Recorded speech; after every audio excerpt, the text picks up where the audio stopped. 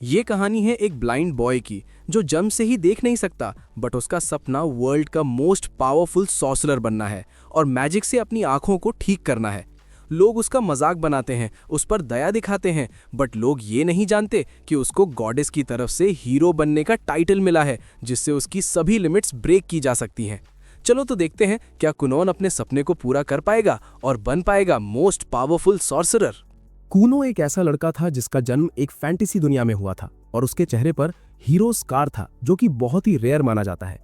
ये निशान उसे एक होली नाइट ने दिया था, पर इसकी कीमत उसे अपनी आंखों की रोशनी हमेशा के लिए गवा कर चुकानी पड़ी। कूनो को कभी पता ही नहीं चला कि देखना आखिर होता क्या है। वो अक्सर अपने पेरेंट्स से पूछता कि देखने का एहसास कैसा होता है। उसके पापा जवाब देते कि देखने का मतलब है रंगों को महसूस करना, भगवान की बनाई इस खूबसूरत दुनिया को निहार पाना। और भाई, अगर तुम्हें बड़ी बड़ी बैडी एनिमीज को ढूंढना है तो ये बहुत जरूरी है। दूसरी तरफ उसकी माँ कहती कि आंखों का जाना उस हीरो स्कार के सामने कुछ भी नहीं है जो उसे मिला है। उनके लिए ये एक छोटी सी कीमत थी। कूनो अक्सर अपने घर की मेड्स को अपने अंधेपन पर तरस खाते सुनता, जिससे वो काफी चिढ़ जाता था। उसे बस एक नॉर्मल बच्चे की तरह ट्रीट होना पसंद था। जल्द ही उसे एक मैजिक इंस्ट्रक्टर दिया गया, पर वो इस आइडिया का बिल्कुल फैन नहीं था, क्योंकि उसे समझ नहीं आता था कि जो बंदा देख ही नहीं सकता उसके लिए मैजिक क्या ही उखाड़ लेगा। एक मेड उसे उस कमरे की तरफ ले जाती है जहां उसका नया ट्यूटर इंतजार कर रहा था। कूनो गुस्से में मेड से पूछता है कि मैजिक सीखने का क्या फायदा जब वो खुद चल तक नहीं सकता और हर वक्त किसी का हाथ पकड़ना पड़ता है। मेड उसकी फ्रस्ट्रेशन समझती है और बताती है कि उसके माथे पर वाटर क्रेस्ट है, जिसका मतलब है कि उसके पास कमाल की मैजिकल पावर है, खास करके वाटर मैजिक के लिए। अगर वो ये सीख ले तो वो अपने लिए और दुनिया के लिए करिश्मे कर सकता है। कूनो को इस पर यकीन तो नहीं होता, पर वो बहस नहीं करता, क्योंकि मेड दरवाजा खोल देती है जहां उसका ट्यूटर जेन उसका वेट कर रही थी।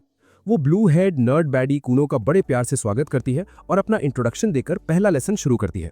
ये लेसन कूनो के लिए काफी आसान निकलता है और वो तुरंत एक सिंपल स्पेल से अपने स्टाफ को गीला कर देता है। जेन उसकी टैलेंट की तारीफ करती है। तब कूनो पूछता है कि उसने मैजिक से आखिर किया क्या। जेन समझाती है कि उसने बस एक छोटा सा स्पेल यूज किया, जिससे एक आंख की पुतली यानी आईबॉल के साइज का पानी का एक गोला बना। ये सुनते ही कूनो को अचानक एक रियलाइजेशन होती है और वो अपनी आंखों को पकड़ लेता है। जेन डर जाती है। उसे लगता है कि कूनो शायद उन वोक स्नोफ्लेक्स में से है जो किसी मजाक पर भी ऑफेंड हो जाते हैं। पर कूनो अचानक चिल्लाता है कि अगर वो आईबॉल के साइज का पानी का ब्लॉब बना सकता है तो वो अपनी खुद की आंखें भी बना सकता है। अब उसने इन दो बातों को कैसे जोड़ा, ये तो मेरे लिए भी एक राज है। पर भाई, एनिमे लॉजिक के आगे कोई बोल सकता है क्या। वक्त गुजरता है और अब कूनो पहले की तरह ईमो नहीं रहा। वो चीजों को महसूस करने में मजा लेने लगता है। हर तरह के खाने और कमरे की खुशबू उसे काफी पसंद आने लगती है। वो लेटिस चबाना शुरू करता है। भले ही उसे पता नहीं कि वो क्या खा रहा है, पर उसकी मेड उसे बड़े प्यार से सब बताती है और कहती है कि अब खाना बनाना उसके लिए ज्यादा रिवॉर्डिंग है, क्योंकि कूनो इसे इतना एंजॉय कर रहा है। आइको उसके चेहरे पर ब्लूबेरीज रगड़ने लगती है ताकि वो हर सेंस को समझ सके, पर तभी उसकी टीचर फ्लोरा वहां पहुंच जाती है, तो उसे पढ़ने जाना पड़ता है। फ्लोरा एकदम मम्मी वाइब वाली टीचर है और पूछती है कि आज वो क्या पढ़ना चाहता है। कूनो कहता है कि वो आज हिस्ट्री पढ़ना चाहता है, खासकर होली नाइट ह्यू की कहानी। फ्लोरा थोड़ी हैरान होती है, क्योंकि कूनो के अंधे होने की वजह वही होली नाइट है, पर मेड उसे इशारा कर देती है कि कोई बात नहीं। फ्लोरा कूनो से कहती है कि अगर उसे कहीं भी बुरा लगे या अनकंफर्टेबल फील हो तो वो उसे बता दे। कूनो कहता है कि फिक्र मत करो, उसे वो सब कुछ सीखना है जो वो सीख सकता है। जल्द ही उसे अपनी दुनिया की हिस्ट्री पता चलती है कि कैसे डीमंस और ह्यूमंस के बीच एक भयानक जंग हुई थी और इंसान हारने की कगार पर थे। शुक्र है कि इंसानियत की तरफ से एक हीरो निकला जिसका नाम ह्यू द होली नाइट था, जिसने डीमन किंग की तानाशाही को खत्म करके धरती पर शांति कायम की। लेकिन ह्यू को डीमन किंग ने एक श्राप दिया था। उस दिन के बाद से उसके खानदान की हर जनरेशन में कोई ना कोई बच्चा किसी ना किसी कमी के साथ पैदा होता है। किसी का पैर नहीं होता, किसी के दांत नहीं होते और किसी की आंखें नहीं होती। लोग ऐसे लोगों को हीरो का पुनर्जन्म कहने लगे, क्योंकि उनके पास वही हीरो वाला स्कार होता है। पर कूनो इस सोच को बिल्कुल नहीं मानता। उसका मानना है कि वो सिर्फ ह्यू का रीइंकार्नेशन नहीं है, वो अपनी एक अलग पहचान रखता है और उसकी मैजिकल पावर उसकी अपनी है, किसी मरे हुए हीरो का उधार नहीं। वो रोज मैजिक की प्रैक्टिस करता है और बेहतर बनता जाता है, इस उम्मीद में कि एक दिन वो अपनी वो आंखें खुद बना लेगा जिनके साथ धोखा हुआ है। पर इस सब की एक कीमत थी। ज्यादा प्रैक्टिस से उसका मैना और स्टैमिना दोनों खत्म हो जाते हैं। वो थककर जमीन पर गिर जाता है और उसकी मेड उसे उठाकर अंदर ले जाती है। वो थोड़ा परेशान होकर उठता है कि अगर स्टैमिना नहीं बढ़ाया तो अपनी आंखें बनाने में तो सदियां लग जाएंगी। उसकी मेड आइको सजेस्ट करती है कि शायद उन्हें उसे गियर पर डालना चाहिए, बिल्कुल सैम सुलिक की तरह, और थोड़ी स्वॉट ट्रेनिंग के साथ वो इतना स्ट्रांग हो जाएगा कि जितने चाहे उतने स्पेल्स कास्ट कर सकेगा। कुनो इस बात से राजी हो जाता है और आइको बिना देर किए उसके लिए एक तगड़ा स्वॉर्ड मास्टर ढूंढने निकल पड़ती है। अगले ही दिन आइको को ओरू नाम के एक पुराने तलवारबाज मिलते हैं जो कुनो की ट्रेनिंग शुरू करवा देते हैं। पहले ही दिन वो बेसिक्स निपटा लेता है और तभी वहां जेन भी अपनी मैजिक क्लासेस के लिए हाजिर हो जाती है। जेन ये देखकर थोड़ी हैरान है कि लड़का इतनी कड़ी मेहनत कर रहा है। वो उससे पूछती भी है कि क्या उसे थोड़ा ब्रेक चाहिए, पर कुनो तुरंत तलवार साइड में रखता है और अगले लेसन के लिए अपनी वॉन्ड तैयार कर लेता है। जेन को लगता है कि पता नहीं इसमें अब कितनी जान बची होगी, इसलिए वो बस इतना चेक करने का फैसला करती है कि जो पिछली बार पढ़ाया था वो उसे याद भी है या नहीं। कुनो तुरंत स्पेल बोलता है, पर भाई एक वाटर बॉल बनाने के बजाय वो एक साथ 10 एकदम चमचमाती हुई पानी की बॉल्स खड़ी कर देता है। जेन की तो फटी की फटी रह जाती है। वो सोचने लगती है कि इसने इतनी जल्दी इस स्पेल पर कमांड कैसे हासिल कर ली। उसे एहसास हो जाता है कि ये लड़का बिल्ट डिफरेंट है। उसी दोपहर कुनो से मिलने रॉयल कैपिटल से एक खास मेहमान आती है, जो असल में वहां की प्रिंसेस मिरी है। जब से कुनो पैदा हुआ था तभी से उन दोनों की सगाई बिट्रोदल हो चुकी थी, क्योंकि कुनो एक नोबल परिवार से था और उसके पास हीरो का स्कार था, जो अपने आप में बहुत बड़ी बात थी। लेकिन मिरी उसे कुछ खास पसंद नहीं करती थी, क्योंकि पिछली बार जब वो आई थी कुनो एकदम मुंह ऐसा बना रहता था, उसके साथ कोई गेम्स नहीं खेलता था। उस दिन के बाद से वो इस बात से डरने लगी थी कि कहीं उसे पूरी जिंदगी एक ऐसे ही ब्रूडी मोफो के साथ न बितानी पड़ जाए। पर इस बार जब उसने कुनो को देखा तो वो दंग रह गई। वो एक नया ही इंसान लग रहा था। उसके चेहरे पर एक प्यारी सी स्माइल थी और उसने बड़े दिल से उसका मैंशन में स्वागत किया। वो तुरंत पूछती है कि क्या कुछ हुआ है, क्योंकि वो आज बदला बदला सा लग रहा है। कुनो जवाब देता है कि उसे मैजिक से इश्क हो गया है और उसे अपनी जिंदगी का एक नया मकसद मिल गया है। फिर वो माफी मांगता है कि पहले वो उसे ढंग से अटेंशन नहीं दे पाता था और बताता है कि उसके पास सुनाने के लिए बहुत कुछ है। अगले ही पल वो उसके सामने एक वाटर बॉल प्रकट करता है। मेरी एक्साइटेड और इम्प्रेस हो जाती है, पर कुनो तो यहाँ रिस्क दिखाने के मूड में था। वो उस वाटर बॉल की मदद से वहां एक शानदार रेनबो बना देता है, जो एकदम सुपर हिट रहता है। वो मेरी का हाथ पकड़कर उसे गार्डन घुमाता है, जहां दोनों अपनी जिंदगी के किस्से शेयर करते हैं। देखते ही देखते सूरज ढलने लगता है और मेरी को वापस कैपिटल जाने के लिए कैरेज में बैठना पड़ता है। अगले दिन कुनो फ्लोरा से कहता है कि वो एक परफेक्ट जेंटलमैन के सारे मैनर्स सीखना चाहता है, ताकि वो मिरी के लिए एक बेहतर पार्टनर बन सके। फ्लोरा उसकी इस सोच से काफी इंप्रेस होती है और उसे वो सारी कर्टसी और एटिकेट सिखाना शुरू करती है जो एक नोबल को आनी चाहिए। लेसन के बाद जेन अपनी क्लास के लिए आती है और कुनो का बदला हुआ अंदाज देखकर हैरान रह जाती है। वो उसे बड़े फॉर्मल तरीके से ग्रीट करता है और अब तक की हर चीज के लिए थैंक यू कहता है। जेन अब उसे बेसिक स्पेल से प्रमोट करने का फैसला करती है और समझाती है कि अब वो कॉम्प्लेक्स स्पेल्स की तरफ बढ़ेंगे, जिसमें उसे स्पेल के हर एक हिस्से यानी कॉम्पोनेंट्स के बारे में सोचना होगा। जैसे कि तुम पानी की विस्कोसिटी, गाढ़ापन, रंग और टेम्परेचर को बदल सकते हो और इसे लाखों तरीकों से यूज कर सकते हो। वो उसके सामने 2 वाटर बॉल्स बनाती है और उन्हें टच करने को कहती है। कुनो वो शेप्स पहले से ही फेमिलियर था, तो वो उन्हें तुरंत पकड़ लेता है और रियलाइज करता है कि एक गर्म है और दूसरी ठंडी। जेन बताती हैं कि ऐसे ही बदलाव एक मैजिशियन को दूसरे से अलग बनाते हैं। कुनो कॉन्सेप्ट समझ जाता है और एक वाटर बॉल बनाकर सामने रखे कप में गिरा देता है। वो आइको से कहता है कि इसे चख कर देखो। आइको थोड़ा कंफ्यूज होती है, पर बिना सवाल किए वो पानी पीती है। जैसे ही वो टेस्ट करती है उसके होश उड़ जाते हैं। वो बताती है कि इसका स्वाद तो एकदम एप्पल जूस जैसा है। जेन तो सदमे में चली जाती है। वो सोचती है कि मुझे इसे नया कुछ सिखाने के लिए पूरी रात जगना पड़ा और ये बंदा इसे तुरंत मास्टर कर लेता है। उसी रात कुनो अपने बेड पर एक हरा और एक लाल एप्पल लेकर बैठा रहता है।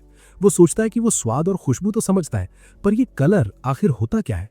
जब तक वो रंगों को समझने का कोई रास्ता नहीं ढूंढ लेता, तब तक वो अपने मैजिक में बारीकियां नहीं ला पाएगा और अपनी मैजिकल आईबॉल्स बनाने का तो सवाल ही नहीं उठता। अगले दिन ब्रेकफास्ट पर उसके अंदर कुछ बदलता है। वो आइको से कहता है कि उसे बिना दूध वाली मिल्क टी चाहिए, जो सुनने में बेवकूफ़ी लगती है, पर आइको उसका मजाक नहीं उड़ाना चाहती, तो वो बस पानी मांगती है। वो हवा में एक वाटर बॉल बनाकर उसकी तरफ भेजता है और अचानक उसे रियलाइज होता है कि वो पूरी जिंदगी अलग अलग चीज़ों को फील करता आया है। क्या वही चीज़ें रंग हैं जो बाकी सब देखते हैं? वो एक ग्रीन एप्पल उठाता है और पूछता है कि क्या ये रेड है।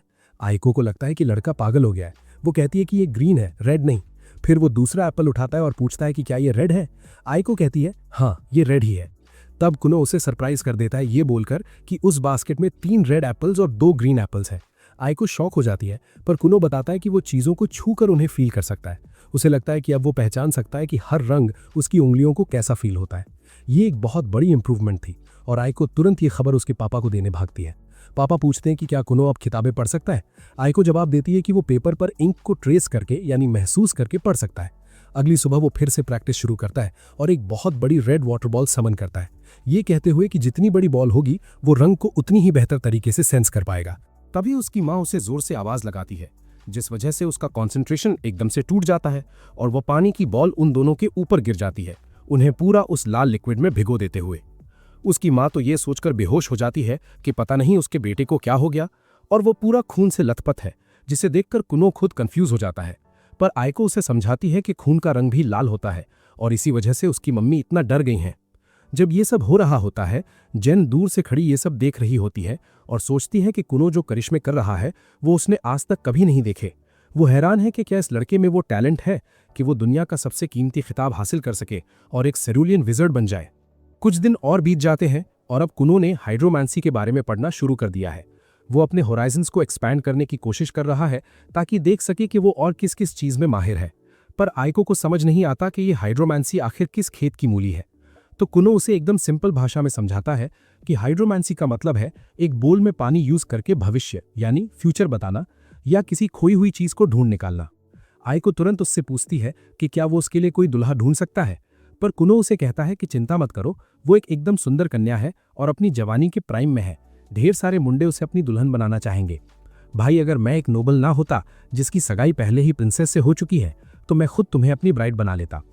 दोनों इस बात पर जोर से हंसते हैं क्योंकि आइको उसे याद दिलाती है कि वो उससे पूरे 10 साल बड़ी है। लेकिन कुनो का एक ही जवाब है, उम्र तो बस एक नंबर है। तभी फ्लोरा उनके लेसन्स के लिए आ पहुंचती है और उसका टेस्ट लेती है, जिसे कुनो फ्लाइंग कलर्स के साथ पास कर लेता है। उसके सारे आंसर्स बहुत इन डेप्थ होते हैं, पॉलिटिकली करेक्ट होते हैं और ऐसा कुछ नहीं होता जिसकी वजह से वो इंस्टाग्राम पर कैंसिल हो जाए। वो सोचता है कि फ्लोरा ने उसे इस लेवल पर लगभग सब कुछ सिखा दिया है और उसे डर लगने लगता है कि कहीं उसने उसे हज को रिजर्व करना यानी लड़कियों को पटाना कुछ ज्यादा ही अच्छे से तो नहीं सिखा दिया, क्योंकि वो अब हर लड़की के साथ फ्लर्ट करने की कोशिश करता है। तभी कुनो उसे टी ऑफर करता है और उसे भी रिजर्व करने लगता है और फ्लोरा को चिंता होने लगती है कि कहीं ये लड़का किसी मी टू मूवमेंट में ना फंस जाए। पर फिर वो सोचती है कि ये पहले से तो बेहतर ही है, क्योंकि पहले वो हमेशा उदास और घमंडी रहता था। कम से कम अब वो अपनी जिंदगी एंजॉय तो कर रहा है। उसी रात आइको कुनो को बताती है कि उन्हें तैयार होना होगा क्योंकि उसके पिता ने उसे अपने मैंशन पर बुलाया है। वो तुरंत तैयार हो जाता है और दोनों उस ठंडी रात में निकल पड़ते हैं। आइको के हाथ में एक टॉर्च है और वो ठंड की वजह से शिकायत कर रही है।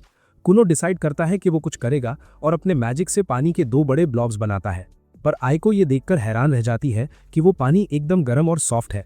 वो उसे अपने चेहरे पर दबाती है और कहती है कि वो ऐसे पानी के बेड पर सोना पसंद करेगी। कुनो कहता है कि फिक्र मत करो, ये तो बस एक प्रोटोटाइप है और वो ऐसे ढेर सारे प्रोडक्ट्स तैयार करने वाला है। फिर वो आइको से ईमानदारी से पूछता है कि क्या उसने पिछले कुछ दिनों में कोई गलती की है और क्या उसके पापा ने उसे गुस्से में बुलाया है। उसे वो पिछली बात याद आती है जब लाल पानी की बॉल की वजह से उसकी मम्मी फेंट हो गई थी और उसके पापा काफी भड़क गए थे। आइको उसे समझाती है कि वो सब कुछ परफेक्टली कर रही है तो पिता के गुस्सा होने की कोई वजह नहीं होनी चाहिए। जल्द ही वो मैंशन पहुंचते हैं और थोड़ी गर्मी पाने के लिए तुरंत अंदर घुस जाते हैं। वहां घर का बटलर और उसका बड़ा भाई उनका स्वागत करते हैं। कुनो अपने बड़े भाई को देखकर बहुत खुश होता है क्योंकि उनकी मुलाकात रोज नहीं होती, पर उसका भाई बताता है कि उनके पास वक्त कम है क्योंकि पेरेंट्स उनका सोलार में इंतजार कर रहे हैं। बड़ा भाई उन्हें रास्ता दिखाता है और रास्ते में कुनो से पूछता है कि क्या उसे गाइड करने के लिए उसका हाथ पकड़ना है, पर कुनो मना कर देता है और कहता है कि अब वो अपने आसपास के माहौल को बेहतर सेंस कर सकता है तो उसे चलने में कोई दिक्कत नहीं होगी। उसका भाई उस पुराने वक्त के बारे में सोचता है जब कुनो हमेशा अपने ईमो स्टेट में रहता था और उसे घर के अंदर भी कहीं ले जाने के लिए उसका हाथ पकड़ना पड़ता था। वो इतने कम वक्त में कुनो के अंदर आए बदलाव को देखकर सच में दंग रह जाता है और उसे बेस्ट विशेस देता है। जल्द ही वो दरवाजा खटखटाते हैं और अंदर एंटर करते हैं। पिता उसे बताते हैं कि मिस फ्लोरा का कहना है कि उन्होंने एक नोबल बच्चे को सिखाने लायक सब कुछ सिखा दिया है और आगे की पढ़ाई के लिए एक फॉर्मल स्कूल जाना जरूरी होगा। कुनो जवाब देता है कि वो स्कूल नहीं जाना चाहता क्योंकि वो अपनी डिसेबिलिटी की वजह से किसी क्लासमेट या टीचर के लिए प्रॉब्लम क्रिएट नहीं करना चाहता। यही नहीं, वो क्लेम करता है कि उसके पास अपने खुद के प्लान्स हैं और उसने डिसाइड कर लिया है कि उसे कौन सा रास्ता पकड़ना है और उसमें स्कूल कहीं नहीं आता। उसके पिता ये सुनकर हंसने लगते हैं। भाई, अगर मैंने अपने पापा से ये कहा होता तो उन्होंने मेरी बैंड बजा दी होती। उसके पिता कहते हैं कि उन्हें भी लगता है कि नॉर्मल एजुकेशन नॉर्मीज के लिए है, पर क्योंकि नोबल लोगों के लिए ये कानूनन मैंडेटोरी है, उन्हें किंग से रिक्वेस्ट करके कुनो के लिए एक एक्सेप्शन यानी छूट मांगनी पड़ी। कुनो कहता है कि उसे अभी से नेपोटिज्म की बू आ रही है और उसके पिता उसे चुप रहने और जो मिल रहा है उसे लेने को कहते हैं बिना ज्यादा वोक बने। इसके साथ ही कुनो अपने असली सवालों पर आता है और अपनी पॉकेट मनी बढ़ाने की मांग करता है, ये कहकर कि वो बहुत मेहनत कर रहा है। पर एक पक्के कैपिटलिस्ट पिग की तरह उसके पिता मना कर देते हैं और वार्निंग देते हैं कि अगली बार उसने गार्डन वाला ब्लड इंसिडेंट जैसा कोई ड्रामा किया तो वो 6 महीने तक उसकी पॉकेट मनी बंद कर देंगे। तभी उसकी माँ बीच में कूद पड़ती हैं ताकि टॉपिक चेंज कर सके और भटकी हुई गाड़ी को वापस ट्रैक पर ला सके। उसके पिता को याद आता है कि आखिर उन्होंने कुनो को यहाँ क्यों बुलाया था और वो उसे समझाते हैं कि भले ही वो स्कूल छोड़ने के फैसला से सहमत है, पर उसे प्रिंसेस मिरी के साथ अपने फ्यूचर के बारे में भी सोचना चाहिए। नोबल परिवार में स्कूल जाना अपब्रिंगिंग का एक बहुत बड़ा हिस्सा होता है और लोग शायद मिरी का मजाक उड़ाएंगे कि उसका होने वाला पति ढंग से स्कूल तक नहीं गया। हैरानी की बात यह है कि कूनो ये सब समझ जाता है और स्कूल जाने के लिए राजी हो जाता है। वो कहता है कि ये थोड़ा हैसल तो होगा, पर वो नहीं चाहता कि उसकी वजह से प्रिंसेस को किसी की बातें सुननी पड़े। उसके पिता कहते हैं कि फिक्र मत करो, क्योंकि नेपोटिज्म और करप्शन की ताकत से उन्होंने सेटिंग कर ली है। कूनो को सिर्फ 5 बार स्कूल जाना होगा फाइनल एडवांस्ड एग्जाम्स देने के लिए, और उन्हें पास करके वो ग्रेजुएट हो जाएगा। कूनो को ये एक विन विन सिचुएशन लगती है, तो वो तुरंत हाँ कह देता है।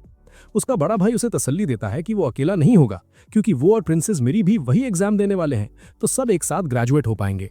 उसकी मम्मी इतनी एक्साइटेड हो जाती हैं कि उनका बेटा स्कूल जाएगा। वो तुरंत आइको को बुलाती हैं, क्योंकि अब कूनो के कोट और कपड़ों के लिए ढेर सारी मेजरमेंट्स लेनी होंगी। इससे पहले कि वो जाएं, उसके पिता इक्शियो को वापस बुलाते हैं और वार्न करते हैं कि जब कूनो स्कूल में होगा तो कुछ दुश्मन नोबल्स उसे और मिरी को अप्रोच करने की कोशिश कर सकते हैं, और ये उसकी जिम्मेदारी होगी कि वो सब संभाल ले। इक्शियो वादा करता है कि वो हमेशा उनके साथ रहेगा और अपने छोटे भाई की हिफाजत करेगा। अगली बार जब प्रिंसेस मिरी उससे मिलने आती है, वो बहुत खुश होती है ये जानकर कि वो उसके साथ स्कूल जाएगा। वो कहती है कि वो खुद उसे पूरा स्कूल घुमाएगी और सब दिखाएगी। कूनो मजाक में कहता है कि शायद दूसरे नोबल्स को ये बात पसंद ना आए जो उससे प्यार करते हैं, और वो जेलस हो जाएं, पर मिरी उसे कहती है कि फिक्र मत करो, ऐसा कुछ नहीं होगा। कूनो पूछता है कि क्या वो अपने स्कूल में पॉपुलर नहीं है और कोई लोनर है, पर वो बताती है कि वो प्रिंसेस है तो ऑब्वियसली बहुत पॉपुलर है, और कम से कम 5 लड़के तो ऐसे हैं जो उसे पटाने के लिए मरे जा रहे हैं। कूनो सोचता है कि ये सब आगे चलकर प्रॉब्लम बन सकता है, इसलिए वो सेल्फ डिफेंस के लिए एक अलग मैजिक स्टाफ लेने का फैसला करता है। फाइनली निकलने का दिन आ जाता है और कूनो इक्शियो के साथ तैयार होता है। सबकी नजर कूनो पर ही है, क्योंकि अपने नए केप और केन के साथ वो एकदम डैशिंग लग रहा है। वो कैरेज में बैठने से पहले थोड़ा तशन दिखाता है, और फिर अपने वाटर मैजिक से वैगन की व्हील्स पर पानी की एक पतली लेयर चढ़ा देता है, ताकि रास्ता स्मूथ रहे और झटके ना लगे। इक्शियो कूनो के आइडियाज से काफी इंप्रेस होता है, जबकि कूनो बस इस बात से खुश है कि उसकी मैजिकल स्किल्स का रियल लाइफ में कोई यूज तो है, वरना जेंडर स्टडीज या एंथ्रोपोलॉजी की डिग्री लेकर क्या ही होता। उसका भाई वो पुराना वक्त याद करता है जब कूनो एक उदास ईमो बच्चा था, और एक बार इक्शियो का ध्यान भटका तो वो गिर गया और किसी छोटी बच्ची की तरह रोने लगा था। कूनो उसे कहता है कि वो पुराना वक्त था, अब वो इतना स्ट्रांग हो चुका है कि पूरी इंसानियत को पीछे छोड़ सकता है। इक्शियो थोड़ा डर जाता है, क्योंकि उसका छोटे भाई की बातें अब हीरो के रीइंकार्नेशन से ज्यादा किसी डीमन किंग जैसी लगने लगी हैं, पर वो इन ख्यालों को झटक देता है जब वो एकेडमी पहुंचते हैं। कूनो देखता है कि मेरी बाहर ही उसका वेट कर रही है, और वो तुरंत उससे फ्लर्टिंग शुरू कर देता है, जबकि उसका बड़ा भाई वहां ऑकवर्ड होकर खड़ा रहता है। म्यूलिस एकेडमी में कदम रखते ही कूनो थोड़ा ओवरवेल्म्ड महसूस करता है, क्योंकि उसे हजारों आवाजें सुनाई दे रही हैं और सैकड़ों स्टूडेंट्स की प्रेजेंस महसूस हो रही है। वो सोचता है कि पुराना कूनो होता तो डर के पीछे हट जाता, पर अब उसके मैजिक ने उसे कॉन्फिडेंस दिया है। वो मिरी का हाथ पकड़कर अंदर चला जाता है। लड़कियां उसे देखते ही फैन हो जाती हैं और कहती हैं कि ये नया लड़का किसी स्टूडेंट से ज्यादा कहानियों का प्रिंस लग रहा है। यहाँ तक कि प्रोफेसर जो उसे घुमाने आई थी वो भी हैरान रह गई। उसने सुना था कि कूनो बहुत शाय है, पर रियलिटी तो कुछ और ही थी। वो उसे आवाज देती है और अपना इंट्रो प्रोफेसर कास्ट के रूप में देती है। कूनो उनका शुक्रिया अदा करता है और अपने भाई और मिरी को बाय कहता है, जो लंच पर मिलने का वादा करते हैं। जब प्रोफेसर उसे स्कूल घुमा रही थी, कूनो को अंदाजा भी नहीं था कि उसने अभी से ढेर सारे दुश्मन बना लिए हैं, वो बुलीज जो कूनो के आने से पहले यहाँ के राजा बने बैठे थे। कास्ट कूनो को एक अलग क्लासरूम में ले जाती है और बताती है कि ग्रेजुएशन के लिए उसे 5 एग्जाम्स देने होंगे। वैसे तो एग्जाम्स के बीच गैप होता है, पर क्योंकि किंग और उसके बाप ने डायरेक्ट ऑर्डर दिए हैं तो उन्हें एक साथ कर दिया गया है। कूनो सीरियस होकर कहता है कि ये नेपोटिज्म का साफ केस है, जिसे वो बिल्कुल सपोर्ट नहीं करता। कास्ट कहती है कि वो किसी पॉलिटिकल लफड़े में नहीं पड़ना चाहती और उसे रिक्वेस्ट करती है कि वो अपना वोक एक्टिविज्म उससे दूर ही रखे। वो उसे क्वेश्चन पेपर देती है और 2 घंटे का वक्त देती है। एग्जाम खत्म होने के बाद वो मिरी से मिलता है और दोनों खाना खाने के लिए निकलते हैं। इससे पहले कि वो डाइनिंग एरिया पहुंचे, प्रिंस लाइल उनके रास्ते में आ जाता है, जो मिरी का बड़ा भाई है। वो इस बात से काफी भड़का हुआ है कि स्कूल में उससे ज्यादा पॉपुलर कोई और कैसे हो सकता है। कूनो फील करता है कि मिरी अपने भाई को देखकर डर से टेंस हो गई है, पर उसे अभी तक कोई आइडिया नहीं है कि वो किसके सामने खड़ा है। वो प्रिंस हो या कोई भी, अपनी होने वाली दुल्हन के बारे में ऐसी बकवास कूनो बिल्कुल बर्दाश्त नहीं करने वाला था और वो उस पर फटने ही वाला था, पर उससे पहले ही इक्सियो बीच बचाव में आ जाता है और मामले को ठंडा करने की कोशिश करता है। बदकिस्मती से लायल और उसके चमचे ढंग से बात करने के मूड में बिल्कुल नहीं है और लगातार बात को बढ़ा रहे हैं। तभी कूनो फैसला करता है कि अब उसे ही कुछ करना पड़ेगा। वो चुपके से अपना मैजिक यूज करके आसपास की सारी मैजिकल ड्रॉपलेट्स को इकट्ठा करता है और उन्हें सीधा लायल की ट्राउजर्स पर गिरा देता है और फिर बड़े मासूम बनकर कहता है कि लगता है प्रिंस ने अपनी पैंट में ही सुसु कर दिया है।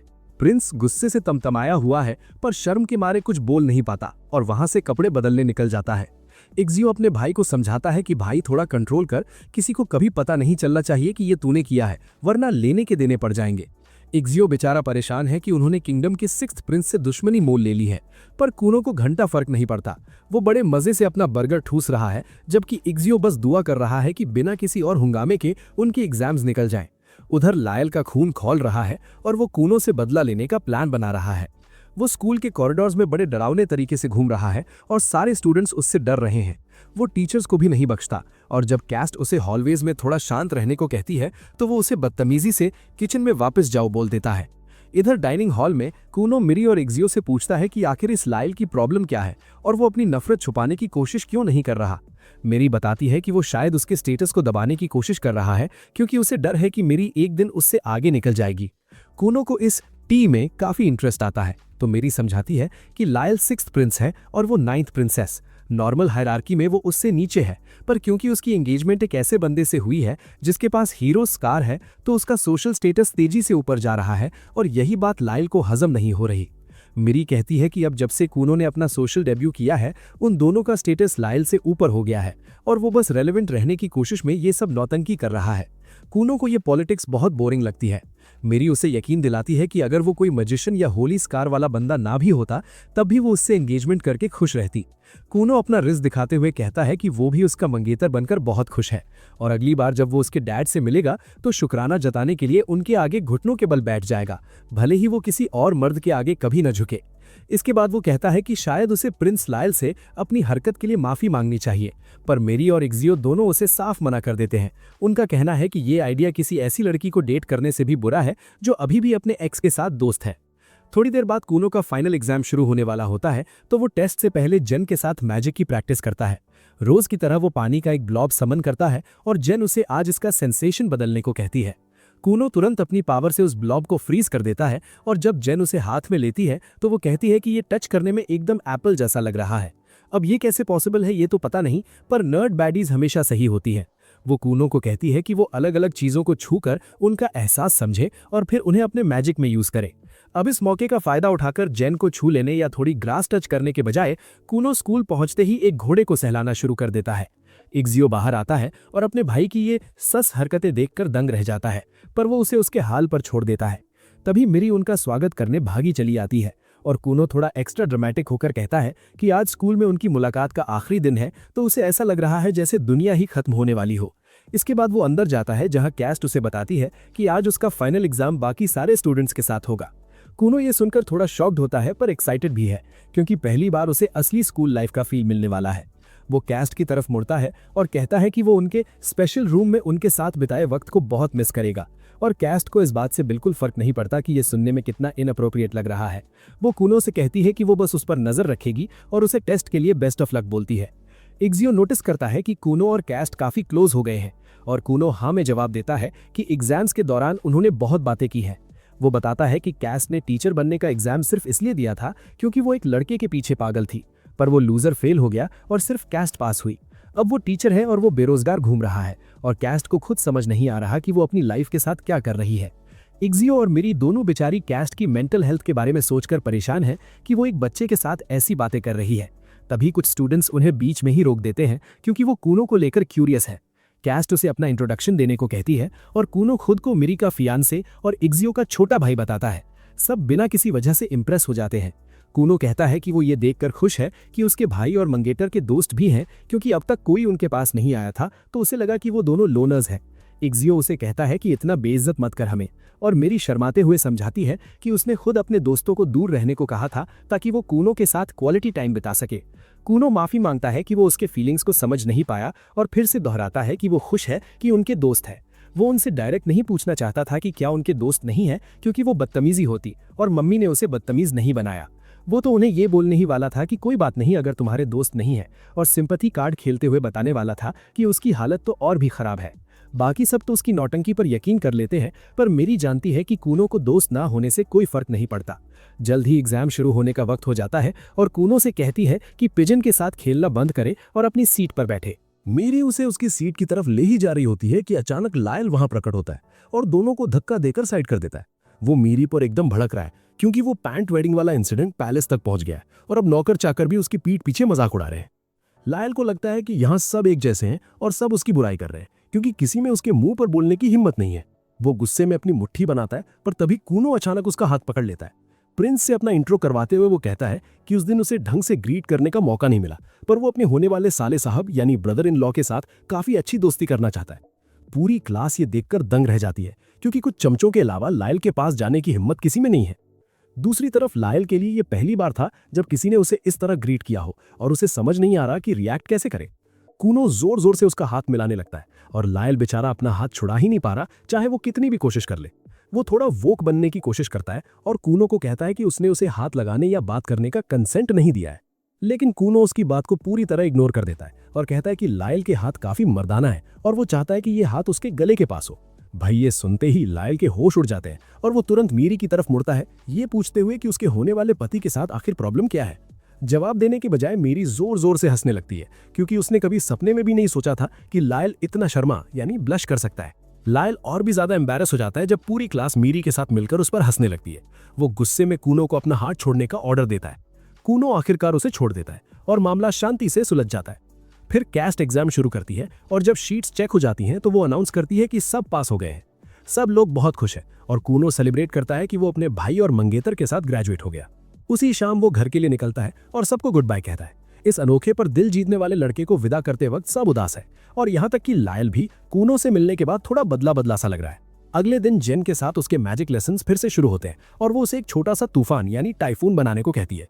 कूनो वो बनाता है और फिर जेन के कहने पर उसे 10 वाटर बॉल्स में बांट देता है, उन्हें अलग रंग देता है और उनका टेक्सचर तक बदल देता है। जेन इससे सेटिस्फाइड है, पर कूनो के पास अभी दिखाने के लिए और भी बहुत कुछ है। वो कहता है कि उसने हाल ही में कुछ नया सीखा है और फिर एक वाटर ब्लॉब को एक सफेद कबूतर में बदल देता है जो बिल्कुल असली की तरह उड़ने लगता है। जेन घुटनों के बल गिर जाती है। उसे एहसास हो जाता है कि कूनो अब ऑफिशियली उससे कहीं बेहतर जादूगर यानी सॉर्सरर बन चुका है और अब उसे सिखाने की उसकी नौकरी खत्म होने वाली है। वो टी टाइम के वक्त कूनो को यह सच बताने का फैसला करती है और उसे मेंटली तैयार रहने को कहती है, क्योंकि उसके पास एक शॉकिंग न्यूज है।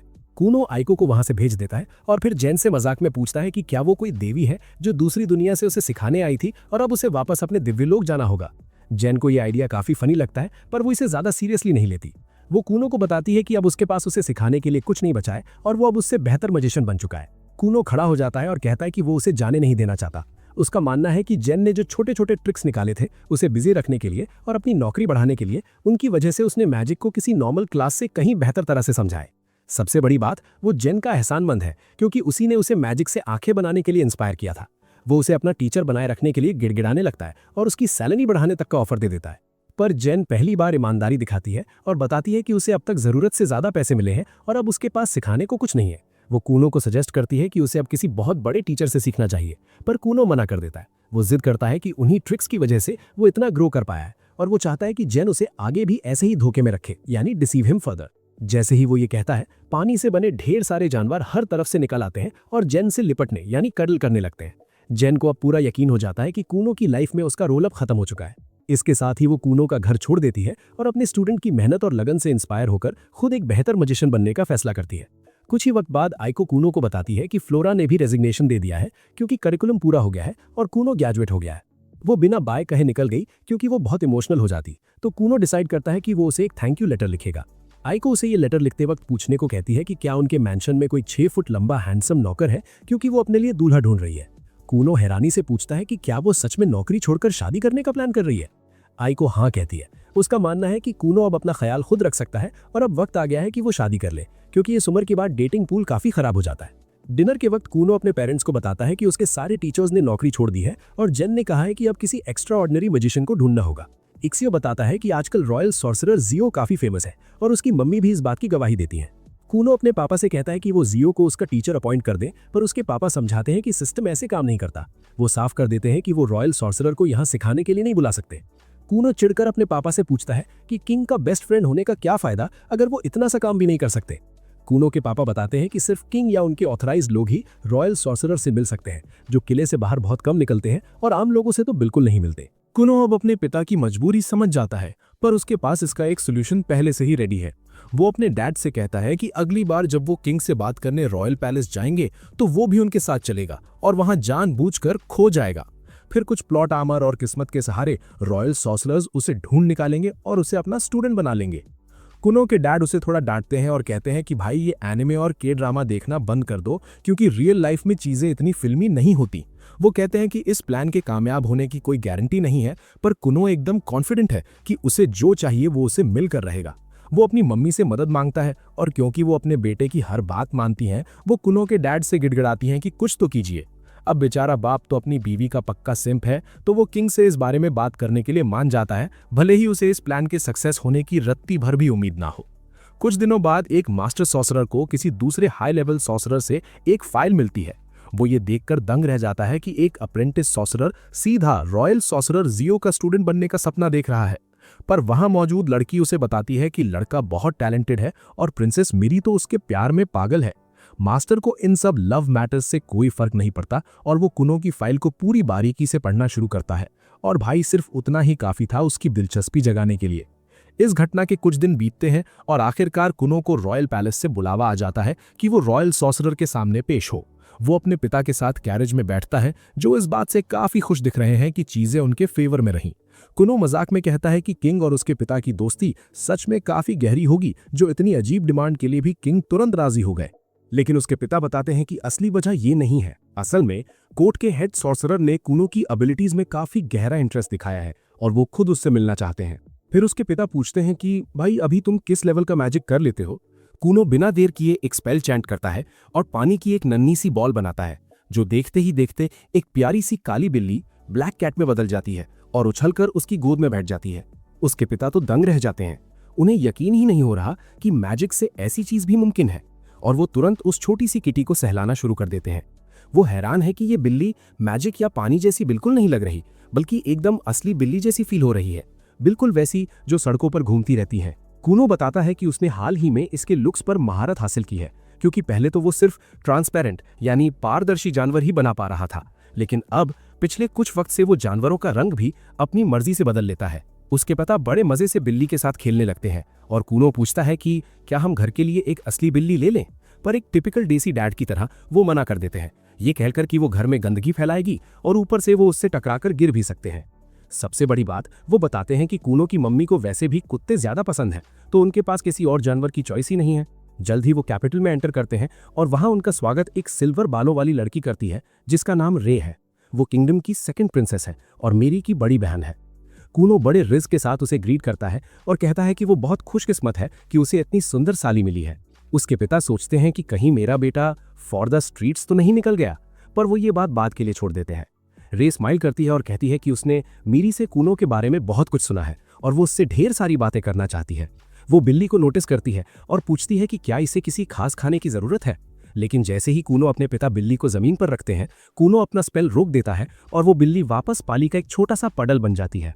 रे को एहसास होता है कि कुनो जितना उसने सोचा था उससे कहीं ज्यादा स्किल्ड है, जबकि उसके पिता इस बात से उदास हैं कि उन्हें बिल्ली का नाम रखने का मौका ही नहीं मिला। रे कुनो को ब्लैक टावर तक ले जाने का ऑफर देती है, जबकि उसके पिता कहते हैं कि वो किंग से थोड़ी गुफ्तगू करेंगे और फिर घर निकल जाएंगे। कुनो उन्हें फिक्र ना करने को कहता है, क्योंकि ब्लैक टावर के बाद उसका प्लान मीरी से मिलने का और उसे एक शानदार बूजी डेट पर ले जाने का है। उसके पिता उसे एंजॉय करने को कहते हैं और वादा करते हैं कि जब भी वो घर वापस आना चाहे वो उसके लिए कैरेज का इंतजाम कर देंगे। रे जल्द ही कुनो को ब्लैक टावर की तरफ ले जाती है और रास्ते में पूछती है कि क्या वो चलने में कंफर्टेबल है या उसे किसी मदद की जरूरत है। कुनो कहता है कि वो बिल्कुल ठीक है और तुरंत उससे ऐसे सवाल पूछना शुरू कर देता है जो मैजिक के मामले में एकदम स्टीफन हॉकिंग लेवल के हैं। रे बेचारी थोड़ा कंफ्यूज हो जाती है। वो कहती है कि इतनी एडवांस बातें वो चलते चलते नहीं कर सकती और पूछती है कि क्या उसे पता है कि किंग के टोटल कितने बच्चे हैं। कुनो ने पहले कभी इस बारे में नहीं सोचा था, तो रे बता रही है कि उनके पिता एकदम बॉलर हैं। उनके 7 प्रिंस और 10 प्रिंसेसेस हैं। वो खुद सेकंड प्रिंसेस है, जबकि मीरी 9वीं है। सबसे इंटरेस्टिंग बात यह है कि इस कंट्री में सक्सेशन यानी राजगद्दी का हक आम तरह से काम नहीं करता, जहां सबसे बड़े बेटे को सब मिल जाए। यहाँ मेरिटोक्रेसी चलती है, यानी सारे प्रिंस और प्रिंसेसेस को उनकी स्किल्स और मेरिट्स के बेसिस पर जज किया जाएगा। ये उनके टैलेंट और किसी खास आर्ट के प्रति उनके डेडिकेशन पर डिपेंड करता है। इसका मतलब ये है कि सबसे छोटे प्रिंस या प्रिंसेस के पास भी तख्त जीतने का बराबर मौका है। वो आगे बताती है कि उसने खुद तख्त का मोह माया त्याग दिया है और एक मेज बनने का फैसला किया है और वो देश की बेहतरीन विजर्ड्स में से एक बनने पर काम कर रही है। जब वो हॉलवे से गुजर रहे थे, कुनो को अचानक से एक अजीब सा एहसास होता है जो उसे खिड़की की तरफ खींच ले जाता है। वो बिना किसी मकसद के एक डार्क टावर की तरफ देखने लगता है, जहां से उसे अलग अलग तरह की मैजिकल बीइंग्स महसूस हो रही हैं। फिर रे उसे एक बहुत जरूरी बात समझाती है। उसे लगता है कि आगे चलकर शायद कुनो को बिना वजह तख्त की इस लड़ाई में घसीटा जाए। वो उसे वार्न करती है कि जब तक वो अपना फैसला ना कर ले, किसी भी फैक्शन का साथ ना दे और कभी ऐसी बात ना कहे जिसे उसके खिलाफ यूज किया जा सके। इस कीमती सलाह के बदले कूनो उसे अपनी एक स्पेशल मैजिक टेक्निक दिखाता है। वो अपने जूतों के नीचे पानी की एक बारीक लेयर को फ्रीज कर देता है, जिससे एक तरह का आइस स्केट बन जाता है। रे को ये आइडिया बहुत पसंद आता है और वो तुरंत इसे ट्राई करने को कहती है। कूनो जल्दी से उस पर भी वही मैजिक यूज करता है और फिर कॉरिडोर्स में किसी मैड लैड्स की तरह स्केटिंग करने लगते हैं। बेचारे गार्ड्स उनके पीछे भाग रहे हैं क्योंकि वो रे को चोट लगने का रिस्क नहीं ले सकते। लेकिन रे और कूनो गार्ड से कहीं ज्यादा तेज है और उनसे बच निकलते हैं, पर उनकी किस्मत ज्यादा देर साथ नहीं देती। एक नाइट उन्हें पकड़ लेता है और गार्डन में ले जाकर उनकी अच्छी तरह से क्लास लगाता है। बाद में उन्हें टार की तरफ ले जाया जाता है, जहां उन्हें किंगडम के हेड सॉर्सरर एकिडना से मिलवाया जाता है। कूनो उनके ऑरा को देखकर एकदम हम्बल हो जाता है, क्योंकि उसे एहसास होता है कि ये दुनिया कितनी बड़ी है। पहले उसे लगता था कि रे का मैजिक कमाल का है, पर एच का लेवल तो कुछ अलग ही था। वो एक दूसरी ही लीग में थे। एच तुरंत उससे पूछते हैं कि क्या उसका जन्म वाटर क्रेस्ट के साथ हुआ है। कूनो हाँ में जवाब देता है, पर साथ ही ये भी कबूल करता है कि उसे इन क्रेस्ट्स के बारे में ज्यादा कुछ पता नहीं है। एच समझाते हैं कि मेजेस के पास टोटल 7 तरह के क्रेस्ट्स हो सकते हैं, जो उनकी मैजिकल अफिनिटीज मतलब झुकाव को दर्शाते हैं, जैसे फायर, वाटर, अर्थ, विंड, लाइट, डार्कनेस और फाउल। हर क्रेस्ट की अपनी एक रैंक होती है जो 1 से 5 स्टार्स तक जाती है। इस हिसाब से कूनो के 2 स्टार्स काफी कॉमन है। रे बीच में बोलती है कि वो खुद भी एक 2 स्टार क्रेस्ट वाली विंड मेज है। कूनो को बात तुरंत समझ आ जाती है और वो मजाक में कहता है कि वो और रे तो अमेरिकन प्रोसेस्ड चीज जैसे हैं, जबकि एच एक एज्ड पार्मेजान के आर्टिजनल व्हील की तरह है। एच को ये डिस्क्रिप्शन काफी सही लगता है और वो रिवील करते हैं कि वो असल में एक 4 स्टार मेज है। इसके तुरंत बाद एच उन सबको नीचे ट्रेनिंग ग्राउंड में ले जाते हैं और कूनो से कहते हैं कि वो उसका एक छोटा सा टेस्ट लेंगे ताकि उसकी मैजिकल प्रोग्रेस मतलब ताकत को नाप सकें। कूनो थोड़ा डर जाता है। वो सोचने लगता है कि क्या इसका मतलब ये है कि अगर वो टेस्ट पास कर गया तो कोई रॉयल मेज उसका ट्यूटर बनने को तैयार हो जाएगा। पर उसे सोचने का ज्यादा वक्त नहीं मिलता, क्योंकि एच तुरंत एक पुराने स्टूडेंट को बुलाते हैं जो खुद एक रॉयल मेज है और उसे अपना वाटर मैजिक डेमोन्स्ट्रेट करने को कहते हैं। वो मेज एक स्पेल बोलता है और अचानक हवा में पानी की बूंदों का एक ब्रिलियंट पैटर्न बन जाता है। एच कूनो की तरफ मुड़ते हैं और उसे ऑर्डर देते हैं कि वो उस लड़के के मैजिक को अपने कब्जे में कर ले, कॉन्कर इट। कूनो को जेन की बात याद आती है कि वो ना सिर्फ पानी पैदा कर सकता है बल्कि आसपास के पानी को मैनिपुलेट भी कर सकता है। आज तक ये उसके लिए कोई बड़ी बात नहीं थी, पर उसने कभी किसी और मेज के बनाए हुए पानी पर कंट्रोल करने की कोशिश नहीं की थी। उसे समझ आता है कि एच ने बिना किसी मेहनत के उसे एक ऐसा असाइनमेंट ले दिया है जो ना उसने और ना ही जेन ने कभी सोचा था। अब उसे ऑन द फ्लाई से निपटना होगा। वो कोशिश करने का फैसला करता है और तुरंत उस सिल्वर हेड मेज से कंट्रोल छीनने की कोशिश करता है। पहले उसे लगता है कि ये काम कर जाएगा, पर रास्ता तब रुकता है जब पानी की बूंदें रेजिस्ट करने लगती हैं। वो मेज बड़े आराम से अपनी ड्रॉपलेट्स पर कब्जा बनाए रखता है। एच बड़े इंटरेस्ट से देख रहे हैं कि आगे क्या होगा, पर कूनो इतनी जल्दी हार मानने वालों में से नहीं था। वो अपनी पूरी जान लगा देता है और स्टैमिना झोंक देता है। सबके होश तब उड़ जाते हैं जब कूनो उस तजर्बेकार मतलब एक्सपीरियंस्ड मेज से 2 वाटर बॉल्स छीनने में कामयाब हो जाता है, इससे पहले कि एच इस टेस्ट को रोक दे। कूनो घुटनों के बल गिर जाता है और जोर जोर से सांस लेने लगता है। वो सिल्वर हेड मेज ईमानदारी से कहता है कि उसने कभी नहीं सोचा था कि एक बच्चा उससे उसकी 2 वाटर बॉल्स छीन लेगा। वो एच से कहता है कि वो इस लड़के को अपना शागिर्द बनाने के लिए तैयार है, पर तभी बाकी मेजेस भी चिल्लाने लगते हैं कि वो भी कूनो को सिखाना चाहते हैं।